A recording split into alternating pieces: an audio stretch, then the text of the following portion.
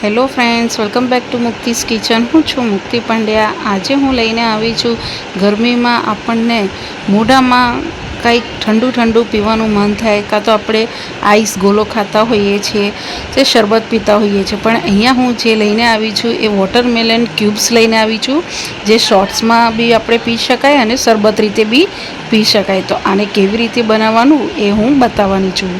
તો watermelon cubes બનાવવા માટે સૌથી પહેલાં તમારે અહીંયા તરબૂચ લઈ લેવાનું છે, કલિંગર લઈ લેવાનું અને એને આ રીતે રફલી ટુકડા કરી દેવાના છે. કલિંગરને અહીંયા લઈ લીધા પછી તમારે એક મિક્સર જારના બાઉલમાં બધા જ વોટરમેલનને લઈ લેવાના રહેશે.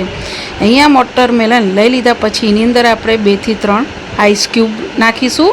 અહીંયા આપણે પાણીનો ઉપયોગ નથી કરવાનો, આપણે અહીંયા બરફના ટુકડાનો ઉપયોગ કરવાનો રહેશે. હવે આવી રીતે બરફના ટુકડા એડ થઈ જાય પછી અડધી ચમચી જેવું આપણે અહીંયા આમચૂર પાવડર એડ કરીશું અને અડધી ચમચી જેવું આપણે અહીંયા જીરું પાવડર એડ કરીશું. અહીંયા તમારે શેકેલા જીરાનો પાવડર ઉપયોગમાં લેવાનો રહેશે.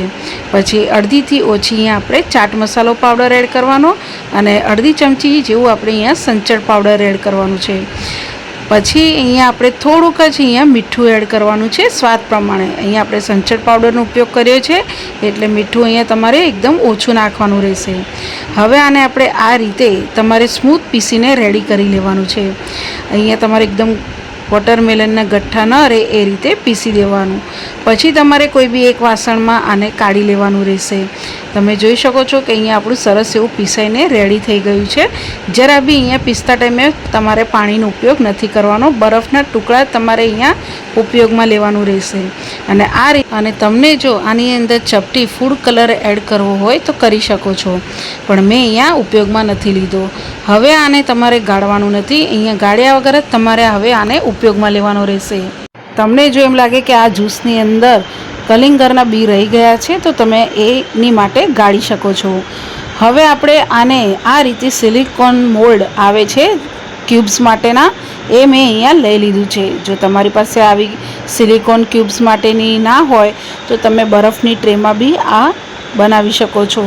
તો હવે આપણે આ સિલિકોન મોલ્ડમાં બધું જે આપણે વોટરમેલનનું જ્યુસ છે એ એક એક કાણામાં તમારે આ રીતે ભરી દેવાના રહેશે. એકદમ ઓવરફ્લો આપણે અહીંયા ભરવાના નથી, જેટલું અહીંયા એનું બતાવેલું છે એ પ્રમાણે તમારે ભરવાના રહેશે. ધીરે ધીરે ભરવાના. જો તમે અહીંયા જોઈ શકો છો કે તમે સરસ એવું આ જ્યુસ પીસીને રેડી કર્યું હશે તો એકદમ સરસ રીતે આ ભરીને રેડી થશે. હવે આપણે આ રીતે ભરાઈ જાય પછી તમારે આપણે આને ફ્રીઝરમાં સેટ કરવા મૂકી દેવાનું છે. તમે આને 2 થી 3 કલાકમાં સરસ રીતે આ ક્યુબ્સ બનીને રેડી થઈ જશે. તો અહીંયા આપણે 3 કલાક પછી તમે આવી રીતે ફ્રીઝરમાંથી કાઢશો તો તમે જોઈ શકો છો સરસ એવી આપણી આ ક્યુબ્સ બની ગઈ છે. અને ધીરેથી સિલિકોન મોલ્ડમાંથી આપણે અનમોલ્ડ કરી દઈશું આ રીતે ક્યુબ્સને. તમે જોઈ શકો છો સરસ એવું વોટરમેલનની ક્યુબ્સ બનીને રેડી થઈ ગયું છે. ધીરેથી આ રીતે આપણે બધી જ ક્યુબ્સને ધીરે ધીરે કાઢવાની રહેશે. આ ક્યુબ્સને તમે શરબતની જેમ કે પછી શોર્ટ્સની જેમ તમે આ ક્યુબ્સને વાપરી શકો છો, કાં તો બાળકો આને પીપરની જેમ બી ખાઈ શકે છે. તો આ રીતે આપણે બધી સિલિકોનમાંથી અનમોલ્ડ કરી લીધેલી છે.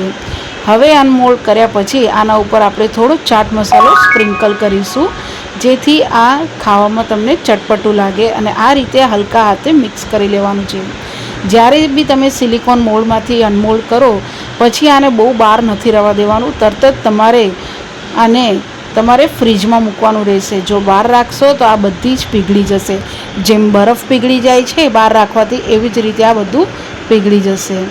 હવે આ ક્યુબ્સને આપણે આ રીતે કોઈ બી એરટાઇટ ડબ્બામાં સ્ટોર કરી દેવાની અને આને તમારે ફ્રીજમાં તમે અઠવાડિયા માટે બી સ્ટોર કરી શકો છો. 6 થી 7 દિવસ સુધી આ ક્યુબ્સ સરસ એવી બનીને રેડી રહે છે.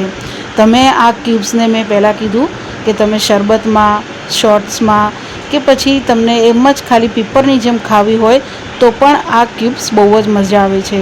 બાળકોને તો આ બહુ જ મજા આવશે. તમે એકવારથી જરૂરથી ટ્રાય કરજો.